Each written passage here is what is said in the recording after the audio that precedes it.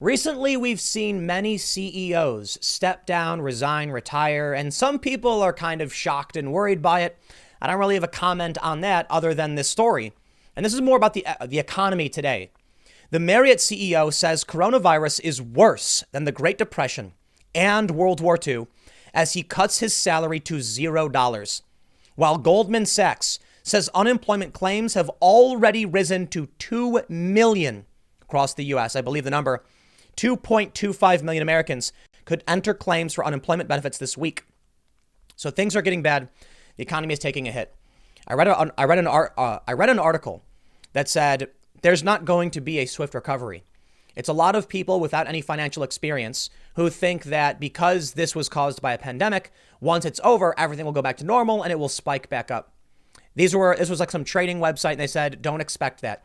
They also mentioned that because we're tracking the potential reemergence of the coronavirus after the first wave, which makes sense and follows historical trends, and it's what experts are saying, they're saying the market can't possibly recover because we know it will get hit again, which means it's going to stagnate for some time. Well, let's read the story and see what's going on with unemployment. The reason this story scares me is there's not infinite unemployment. There's a pool of resources available. There's not going to be enough for everybody. The CEO of the world's largest hotel group, Marriott, has said that coronavirus is worse than the Great Depression and World War II and has cut his salary to $0 as the hospitality industry continues to be devastated by the pandemic. This comes as Goldman Sachs warned that unemployment claims have already risen to 2 million across the U.S., with thousands of Americans finding themselves jobless overnight. I have a lot of friends who told me they just lost their jobs. It's kind of scary. This would mark the highest level of unemployment ever seen in U.S. history, dwarfing the previous record of nearly 700,000 unemployment claims back in 1982, and sparking fears the nation is entering a recession. Well, some have already said it is. I also want to point out, percentage is the bigger factor. What we're seeing now with a larger number of unemployment, it's also due to population growth. The hospitality industry has been one of the hardest hit, with the CEO of major hotel chain Best Western also warning Friday that it's very bad. This is the worst decline the industry has ever seen. Marriott CEO Arne Sorensen announced the extreme step to axe his own salary for the rest of the year in an investor call Friday. The toll of the pandemic on the business is like nothing we've ever seen before, he warned, saying the crisis is worse than other historical catastrophes the company has lived through, including World War II and the Great Depression. For a company that's 92 years old, that's borne witness to the Great Depression, World War II, and many other economic and global crises, that says something, he said. I will not be taking any salary for the balance of 2020, and my executive team will be taking a 50% cut in pay. Bravo, good sir. I have tremendous respect for that. This guy's under no obligation to give up anything that he's negotiated or that's coming his way. But this is when you see people will do the right thing. Not always, but sometimes. This guy's going to take a 0%. He's going to drop his salary to zero. He's probably already rich. It's probably not going to matter all that much to him. So I respect this decision, and hopefully this is the right thing to help preserve the company, at least to a certain degree, keep some funds available. The principal change we face, the restrictions on travel, gatherings of people, and required social distancing is having an immediate impact by depressing demand for our hotels. The hotel group is also suspending dividends, halting share buybacks, and cutting senior executive salaries by 50% in desperate efforts to stay afloat. This followed the company's announcement on Tuesday that it had begun furloughing tens of thousands of its employees amid mass closures in several of its managed properties.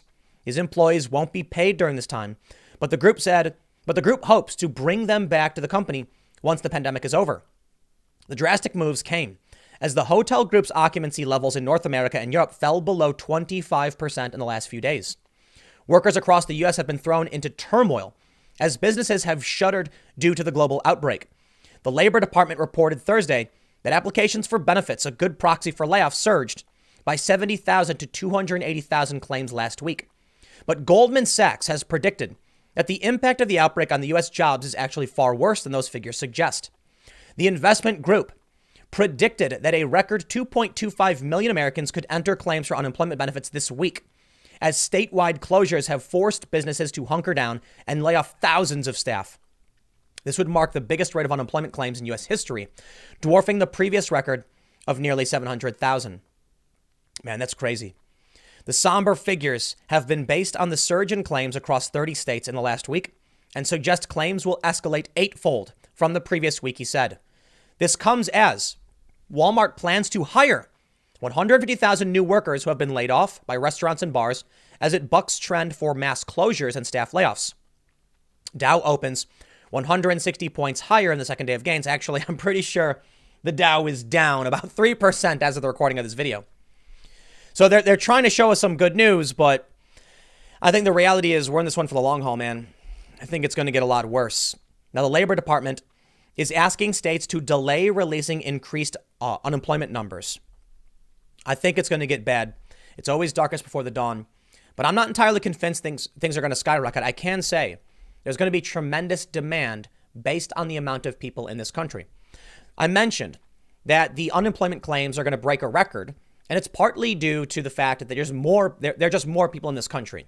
So percentage-wise, I think it matters more important than numbers-wise, the percentage, of the GDP or percentage of relative employment.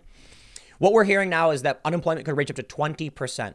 But with 2.25 million people out of work, those people are going to need to eat. They're going to need to drive, take transportation. So once this is over, the demand will be insanely high.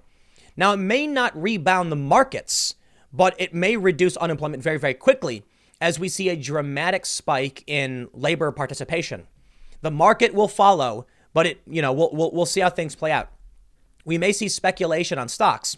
Once we get the okay from the CDC, I think a lot of people are going to rush to buy in. But there are a lot of factors I don't understand. And as I mentioned, I was reading this article, they said don't expect that because the waves could come. So we'll see how things play out. They say in New York, the Department of Labor recorded that it took 159,000 calls before midday on Thursday, 16 times its usual daily amount. In Florida, the Department of Economic Opportunity received 76,000 calls between just Monday and Wednesday, up from about 28,000 calls for the entire week before. CNN reported leaving staff buckling under the pressure to process claims.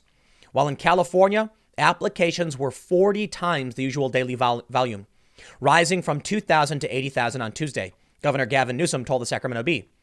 Choi said the reality may be somewhat lower than the forecast because the states sampled may have a higher growth in claims than the remaining states, or claims could be lower over the remainder of the week. However, he asserted that at the very least, unemployment claims would top 1 million. One of the things I think is important to factor in, which is surprising to me, is that people are being laid off from restaurant jobs. Surely the restaurants will rebound and you'll bring those same staff members back, right? I mean, if you lay them off, you're just making it more complicated. But hey, look, I don't run a restaurant, so I don't really know how that stuff works.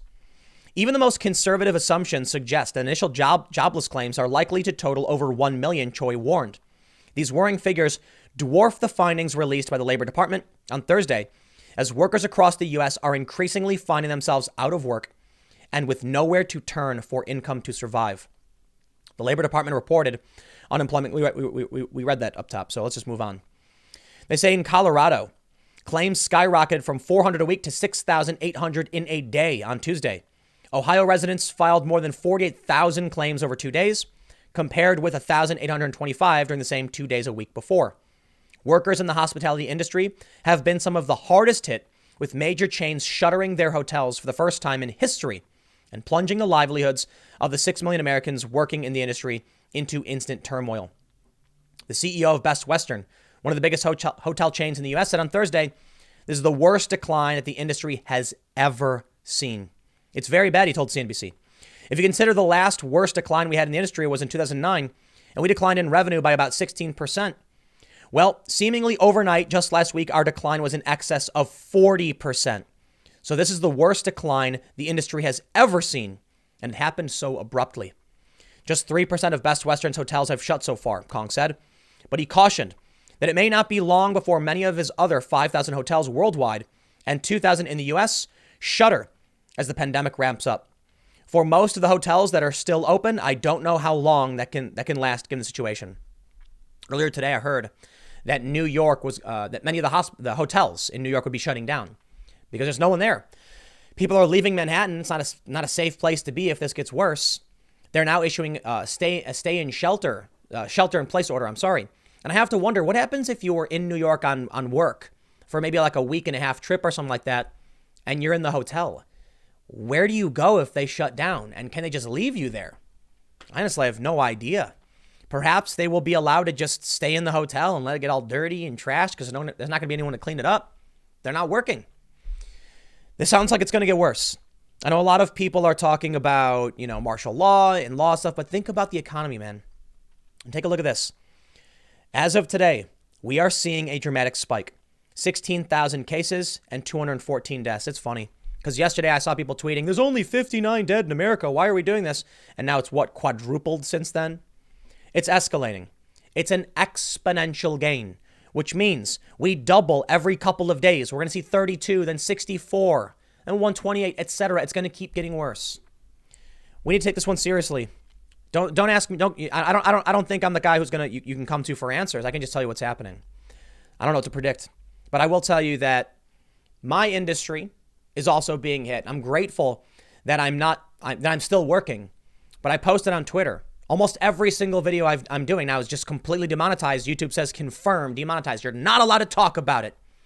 That is disgusting in my opinion. YouTube, and you should release people's ability to talk about this stuff. On one of my channels, they've cleared me, but I'm still getting demonetized anyway. That is an artificial strike to the economy, at least as far as I'm concerned. But you know what? I still got it better than a lot of people. So, we'll see what happens, but I think we're all going to take a hit on this one.